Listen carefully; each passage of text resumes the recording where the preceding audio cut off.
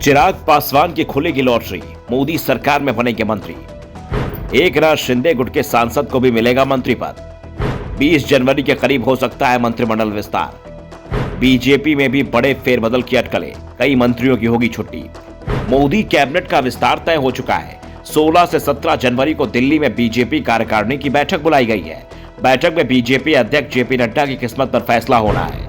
JP Nadda के कार्यकाल को बढ़ाने पर मुहर लग सकती है। नड्डा के अध्यक्ष रहते ही बीजेपी अब 2024 के लोकसभा चुनाव में उतरेगी, इसके संकेत मिल रहे हैं। लेकिन अभी नड्डा का कार्यकाल सिर्फ 1 साल के लिए बढ़ाया जाएगा और अगले साल फिर उन्हें एक्सटेंशन दिया जाएगा।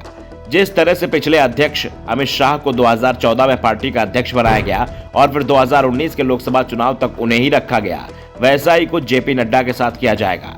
नड्डा की टीम में कुछ बदलाव देखने को मिल सकता है। कुछ कैबिनेट मंत्रियों को संगठन में काम में लगाया जा सकता है, तो संगठन से कुछ लोगों को मंत्रिमंडल में लिया जा सकता है। दरअसल मोदी मंत्रिमंडल में फेरबदल के संकेत मिल रहे हैं।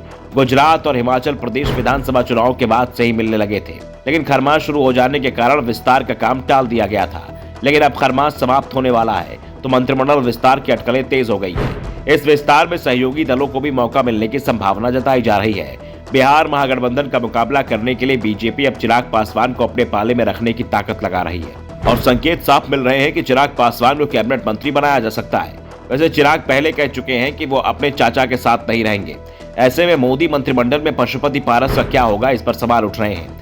पशुपति पारस से इस्तीफा लिया जाएगा या पशुपति पारस के मंत्री रहते हुए चिराग पासवान मंत्री पद स्वीकार कर लेंगे, इस पर सवाल बने हुए हैं। वैसे तय माना जा रहा है कि चिराग पासवान मंत्री पद का प्रस्ताव स्वीकार कर लेंगे। मंत्रिमंडल विस्तार में शिवसेना के एकनाथ शिंदे गुट की निगाहें भी टिकी हुई हैं और इस बार पीएम मोदी शिंदे गुट से 2 सांसदों को मंत्री बना सकते हैं। शिंदे गुट को 1 कैबिनेट और 1 राज्य मंत्री का पद दिया जा सकता है। वैसे 2014 में मोदी सरकार बनने के बाद से ही कैबिनेट में किसी भी सहयोगी दल को 1 से ज्यादा सीट नहीं दी गई है, लेकिन शिंदे गुट को महाराष्ट्र में मजबूत बनाने के लिए उसे 2 सीटें देने की तैयारी चल रही है। ये तय माना जा रहा है कि 2024 का लोकसभा चुनाव महाराष्ट्र में बीजेपी शिंदे गुट के साथ मिलकर लड़ेगी और इस समय संकेत सिर्फ कैबिनेट विस्तार के ही नहीं मिल रहे हैं, बल्कि महाराष्ट्र में एकनाथ शिंदे की सरकार भी कैबिनेट का विस्तार करने की तैयारी में है और शिंदे कैबिनेट का विस्तार केंद्रीय मंत्रिमंडल में फेरबदल के बाद ही होगा।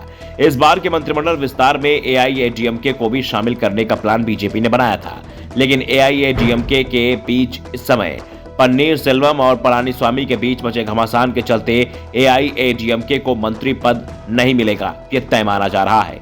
इस विस्तार में तेलंगाना, राजस्थान और छत्तीसगढ़ से मंत्रियों की संख्या को बढ़ाया जा सकता है।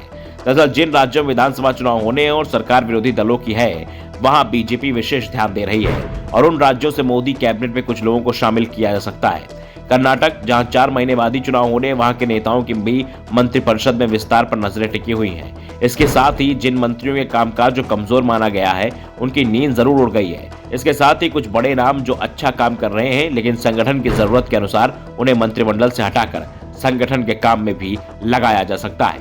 Bureau report, Dharmdarpan news.